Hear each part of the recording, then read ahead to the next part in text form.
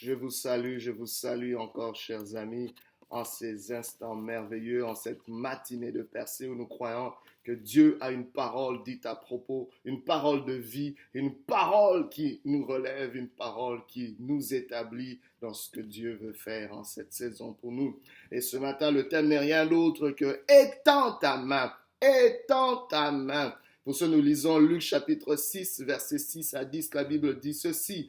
Un autre jour de sabbat, Jésus entra dans la synagogue et se mit à enseigner. Là se trouvait un homme dont la main droite était paralysée. Les spécialistes de la loi et les pharisiens observaient Jésus pour voir s'il ferait une guérison le jour du sabbat, afin d'avoir un motif pour l'accuser.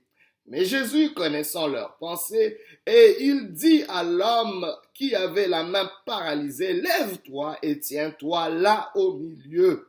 Il se leva et se tint debout. Jésus leur dit, je vous demande s'il est permis le jour du sabbat de faire du bien ou de faire du mal, de sauver une personne ou de le tuer. Alors il promena son regard sur eux tous et dit à l'homme, tends ta main. Et il le fit. Et sa main fut guérie. Elle fut saine comme l'autre.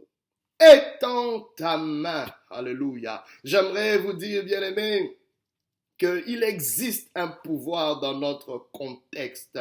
Peu importe ce que tu vis, bien-aimé, ce que tu vis, c'est vraiment le pouvoir de ton contexte. Il y a des gens qui vont dire c'est difficile, il y a des gens qui vont dire c'est possible, il y a des gens qui vont dire c'est faisable. Mais qu'est-ce qui te fait dire tout ça autour de ta condition? C'est ton contexte. Ton contexte a un certain pouvoir qui peut limiter tes actions, qui peut limiter ce que ta main peut faire, qui peut limiter ce que ta main peut saisir. Mais aujourd'hui, Dieu te dit, étends ta main. Oh, je parle à quelqu'un qui a peut-être une condition limitée dans un environnement hostile. Dieu te dit, étends ta main. Tu es peut-être limité dans tes possibilités, dans un environnement qui vient comme verrouiller à double tour les options de ta vie. Je parle à quelqu'un qui n'a pas beaucoup d'options aujourd'hui. Je parle à quelqu'un qui est sur le point de jeter l'éponge. Je parle à quelqu'un dont la main est asséchée. Oh, bien-aimé, ta main est peut-être paralysée. Oh, paralysée peut-être par une relation que tu as perdue. Paralysée peut-être par un emploi que tu as perdu. Paralysée peut-être par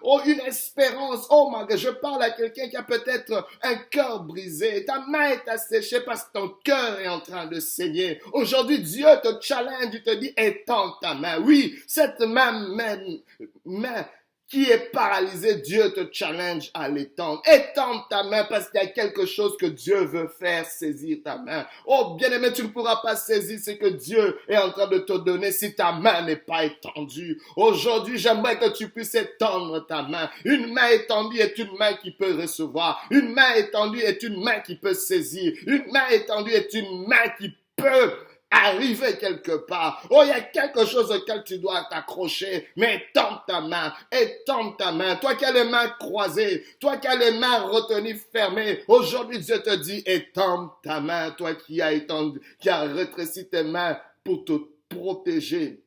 Parce que tu as tellement été blessé. Dieu te dit, étends ta main. Vous savez, on voit dans ce texte, juste pour vous mettre dans le contexte, Jésus avait cette routine d'enseigner dans les synagogues. Et ce jour-là, comme chaque jour où il se mettait à enseigner, un jour de sabbat, il fut interrompu par un besoin. Regarde, pendant qu'il enseignait, il trouva un homme dont la main droite était paralysé. Oh, je ne sais pas, mais j'aimerais te dire, Jésus vient interrompre. Sa routine est interrompue par ton besoin. Il n'est pas indifférent par ton besoin. Jésus a un agenda, certes, dans ce monde, mais devant ton besoin, il s'arrête. J'aimerais te dire que ton besoin, ton cas n'est pas ignoré. Ton cas n'est pas passé. On n'a pas passé outre ton cas. Bien-aimé, tu es le prochain sur la liste. Oh my God, il y a beaucoup de gens qu'on a vu Jésus guérir, qui n'avaient pas prévu de guérir. En fait, ils passaient par là, mais les besoins l'ont rencontré. Bien-aimé, ne cache pas tes besoins. Exprime-le, car il y a un Dieu qui voit. Le Dieu qui te voit est le Dieu qui peut répondre à ton besoin. Jésus s'arrête devant la condition de cette personne, comme il s'arrête devant ta condition aujourd'hui. Et la condition de cet homme, c'était une main sèche, paralysée, incapable de produire. Une main sèche est une main qui est tributaire, une main qui a une mobilité réduite, une main dont la force est réduite. Que fais-tu quand ta main ne peut plus faire ce que tu pouvais faire? Je parle à un chef de famille. Aujourd'hui, tu sais peut-être plus amener le pain comme il faut. Aujourd'hui, tu ne sais peut-être plus pourvoir aux besoins de ta famille. Mais laisse-moi te dire, Dieu s'arrête à ta condition. Laisse-moi te dire, il y a quelque chose que ta main pourra encore saisir. Il y a quelque chose que ta main pourra encore saisir, que ta main pourra encore apporter. Peut-être pas comme autrefois, mais mieux qu'autrefois. Je te l'annonce de la part du Seigneur. Dans le nom de Jésus, reçois cela. Mais cette condition, comme si cela ne suffisait pas, elle était entourée d'un environnement. Vous savez, un environnement a tendance à nous encercler. Un environnement a tendance à accaparer, oh bien-aimé, et à définir notre condition. Les gens vont dire, l'homme est le produit de son environnement, et a raison. Parce qu'un environnement est à l'image d'un cercle qui nous entoure tel une clôture. Et gare à nous, si cet environnement n'est pas favorable, bien aimé, cela met comme un verrou ou un bouclier autour de notre condition. Ça vient comme cadenasser notre état, comme si cela ne suffisait pas. Quel était cet environnement? L'environnement était le sabbat, le jour du repos. Waouh! Qui devrait être un environnement favorable quand on le regarde. Dieu qui avait établi le repos pour les enfants d'Israël, le repos, un temps ils pouvaient faire confiance à Dieu, le repos, un temps où ils pouvaient entrer dans le repos de Dieu, Dieu qui s'est reposé après avoir travaillé 6 jours de création, il s'est reposé le 7e jour. Dieu introduit le repos pour les enfants d'Israël afin qu'ils puissent considérer ce que Dieu a fait.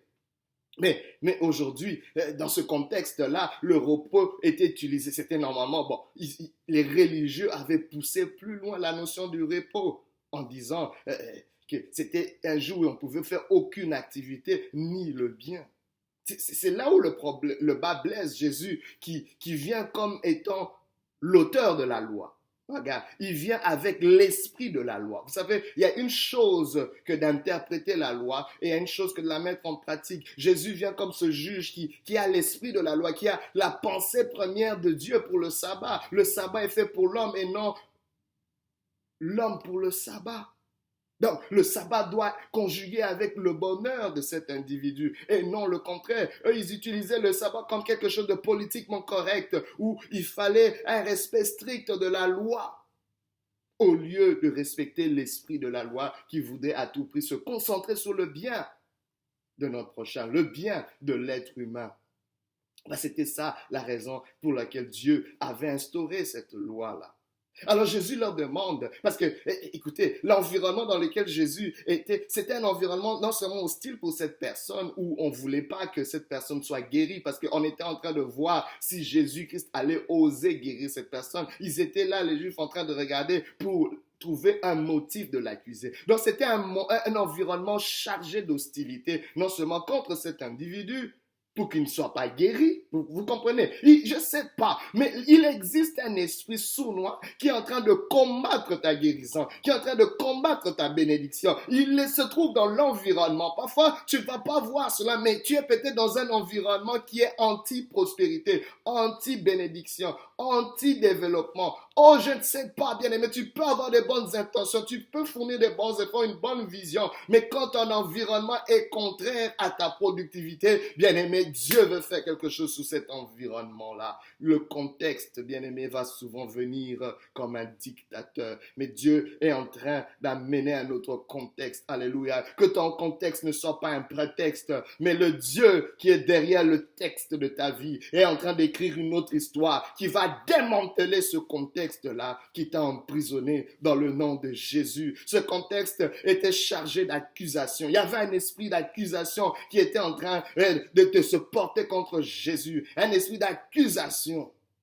Mais bien aimé, Jésus se lève avec un esprit d'intercession. Bien aimé, il y a deux choses que tu feras souvent dans la vie. Si tu n'accuses pas, tu es en train d'intercéder. Celui qui intercède ne peut pas accuser. Celui qui accuse ne peut pas intercéder. Intercéder, c'est celui qui se met entre deux parties. C'est celui qui se met à la défense d'autrui. Oh, l'intercession, c'est cela. C'est plus qu'une prière. C'est le fait de représenter quelqu'un afin d'accomplir, de le conduire vers un meilleur espace. Bien aimé, c'est le fait de défendre, de venir à la défense, à la rescousse, d'intervenir, de représenter, de se mettre entre quelqu'un et son ennemi, entre quelqu'un et Dieu, entre quelqu'un et la partie qui doit lui être favorable. Alors Jésus se lève comme un intercesseur pour cet homme.